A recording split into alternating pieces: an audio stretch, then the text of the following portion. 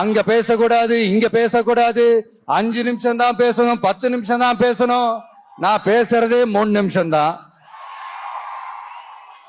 அதுலயும் அது பேசக்கூடாது, இதை பேசக்கூடாதுன்னு சொன்னா அப்புறம் தான் எதை தான் பேசுறது? அரியலூர்ல போனப்போ நான் கரெக்டா அந்த ஊருக்கு போறதுக்கு முன்னாடி அந்த ஏரியாலேயே அந்த பவர் கட்டு.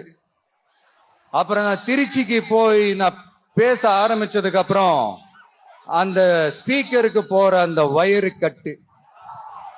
இல்ல நான் தெரியாம தான் கேக்குறேன் சிஎம் சார். ஃபார் எக்ஸாம்பிள், இப்ப ஒரு RSS தலைவர் இங்க வராருன்னு வச்சுக்கோங்க, இல்ல நம்ம பிரதமர் மோடிஜி அவர்களோ இல்ல உள்துறை அமைச்சரோ இங்க வராருன்னு வச்சுக்கோங்க. இந்த மாதிரி கண்டிஷன்ஸ் எல்லாம் போடுவீங்க, இந்த மாதிரி பவர் கட் பண்ணுவீங்க, இந்த மாதிரி வயர் கட் பண்ணுவீங்க. கொஞ்சம் கட் பண்ணி தான் பாருங்களேன். முடியாதுல, பேஸ்மெண்ட் அதிரும்ல.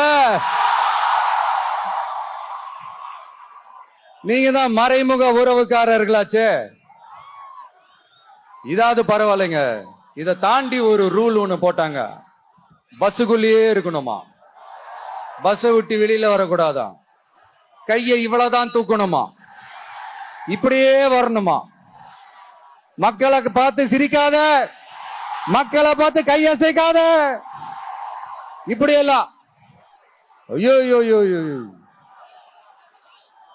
நானும் என்னவோ ஏதோ நினைச்சேங்க. செம்ம காமெடியா இருக்குங்க. I'm just enjoying like anything. நேரடியாவே கேட்கிறேன், சிஎம் சார் மிரட்டி பாக்குறீங்களா?